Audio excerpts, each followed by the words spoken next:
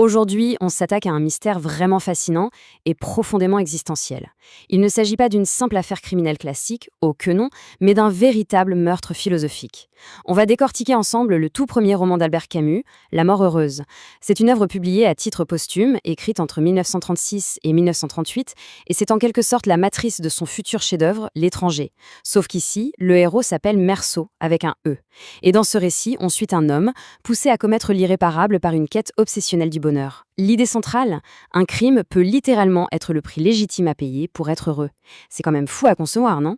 Pour bien saisir ce paradoxe, il faut regarder de près le point culminant du tout premier chapitre. Dès le début, on assiste à une scène d'un sang-froid glaçant. Un homme débarque avec une valise dans une villa isolée. Face à lui, Roland Zagreus. C'est un homme infirme, cul de jatte, totalement sans défense. Il regarde son visiteur, les larmes aux yeux, sentant le canon d'un revolver posé sur sa tempe. Le tueur ferme les yeux, sans l'ombre d'une hésitation, et tire. Ensuite, il rafle tranquillement une immense fortune en billets dans un coffre et s'en va. Il laisse juste derrière lui une lettre, d'ailleurs préparée par la victime elle-même, avec cette phrase terrible « Je ne supprime qu'une moitié d'homme ». En fait, l'infirme avait prémédité son propre suicide, mais c'est bien son visiteur qui appuie sur la détente. Très bien, plongeons-nous là-dedans. L'intensité dramatique se ressent dès la couverture du livre. Ce protagoniste, ce tireur, c'est Patrice Meursault. Et tout le mystère de l'œuvre repose sur le mobile intime de ce geste. Pourquoi commettre un meurtre en ressentant une innocence aussi déconcertante? Ce n'est pas par haine, ni par vengeance, et ce n'est même pas par simple cupidité. L'histoire de la mort heureuse, c'est l'autopsie psychologique d'un homme qui cherche le bonheur de la façon la plus immorale possible. Passons au premier chapitre, un meurtre sous le soleil.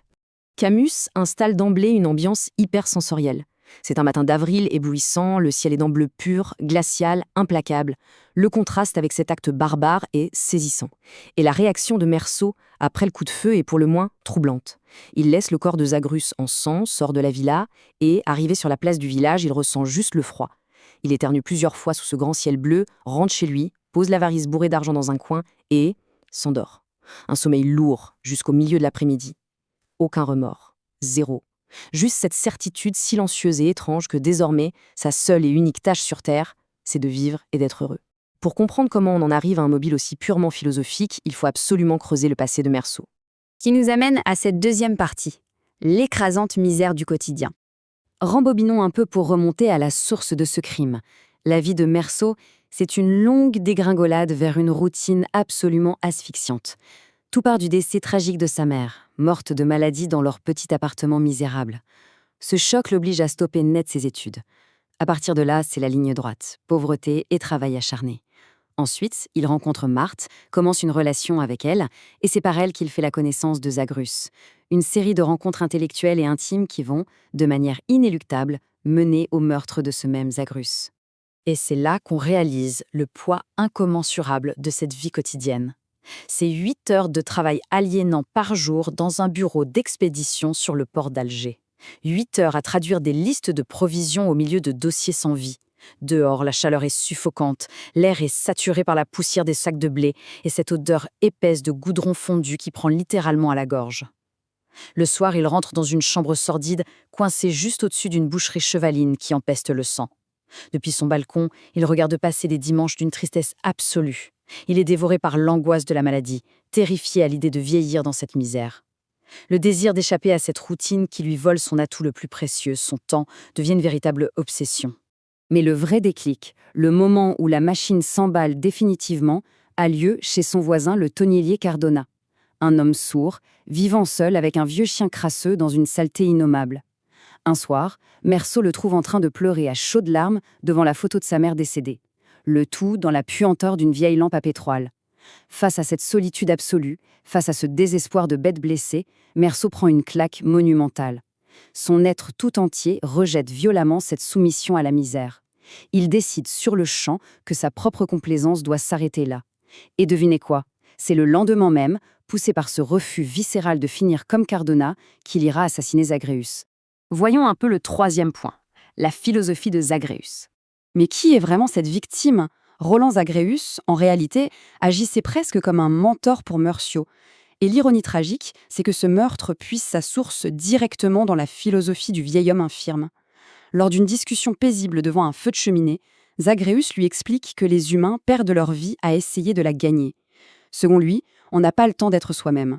On a, je cite, que le temps d'être heureux. Pour lui, c'est l'unique devoir d'un être humain. Seulement voilà, pour accomplir ce devoir et échapper à l'esclavage du travail, il faut employer les grands moyens. Ce qui nous amène à ce chapitre 4. L'argent, c'est le temps. La logique de Zagreus, c'est littéralement une équation mathématique implacable. Avant de perdre ses jambes, il avait amassé près de 2 millions de francs sans le moindre scrupule, allant même jusqu'à l'escroquerie. Sa théorie est simple. Quiconque a un cœur pur et la volonté d'être heureux a le droit d'être riche. L'équation se pose ainsi. Le bonheur demande du temps et une immense patience. Ce temps, on l'achète avec de l'argent. Devenir riche n'est donc pas une fin vulgaire en soi, c'est l'outil indispensable pour se libérer du besoin matériel, et donc s'offrir le temps d'être heureux. Donc, le point crucial, c'est que Meursault absorbe et s'approprie totalement cette doctrine extrême. Zagreus a beau avoir un coffre rempli d'argent, son infirmité a ruiné sa vie. Il vit en marge de son propre temps, gardant toujours une arme à portée de main dans l'espoir d'en finir. Meursault décide simplement d'accélérer le destin. Il va s'emparer de cet argent devenu inutile pour un homme brisé et l'utiliser pour lui-même, lui qui possède toute sa vitalité physique. Ce vol et ce meurtre relèvent finalement d'une cynique expérience intellectuelle.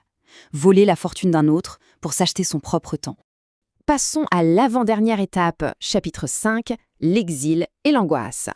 Une fois le coupable enfui avec sa valise pleine de billets, direction l'Europe centrale. Et là, le choc des réalités est assez vertigineux. À Alger, Meursault étouffait, certes, mais la ville était gorgée de soleil, familière, vibrante de vie et de chaleur humaine. À Prague, c'est tout l'inverse. Il a enfin sa liberté, il a tout l'argent dont il rêvait, mais la ville est lugubre, écrasée sous ses dômes baroques et ses flèches gothiques. L'ironie est amère, sa toute nouvelle richesse le coupe du monde et le jette dans une solitude angoissante et totalement aliénante. Sans la structure de sa lutte quotidienne, il perd complètement pied. Le texte devient alors incroyablement viscéral. On ressent presque le malaise physique de Meursault. Il arrive à Prague, rongé par la fièvre, cloîtré dans une chambre d'hôtel poisseuse. En errant la nuit sur des pavés détrempés, il est agressé par une odeur aigre et tenace, celle de concombre au vinaigre vendu par une vieille dame. C'est un détail qui a l'air de rien, mais cette odeur le foudroie et réveille un gouffre d'angoisse existentielle. Il finit par s'échouer dans un petit caveau sombre, terrifié par le regard vide d'un accordéoniste aveugle. Il possède enfin la liberté totale, il a tout le temps du monde, mais ce temps ressemble maintenant à de la vase étouffante. La liberté absolue, coupée de toute attache, s'est transformée en un véritable cauchemar. Ce qui nous amène à cette grande question finale. L'équation de Zagreus semblait parfaite sur le papier, et techniquement, l'argent a bien acheté le temps. Meursault est totalement libre. Mais est-ce qu'un temps infini, sans la moindre structure, mène vraiment à une mort heureuse? Ou bien est-ce que ce vide abyssal finit tout simplement par dévorer l'âme, rendant cette fameuse liberté encore plus effrayante que l'esclavage du travail? C'est tout le paradoxe de cette œuvre fascinante, où l'illusion du bonheur facile vient s'écraser sur les trottoirs mouillés de Prague. Reste à savoir si Meursault trouvera la force de surmonter ce vide ou s'il finira englouti. Une réponse qui se trouve au fil des pages de cette incroyable première ébauche de Camus. Merci d'avoir suivi cette analyse et à très vite pour une nouvelle plongée passionnante.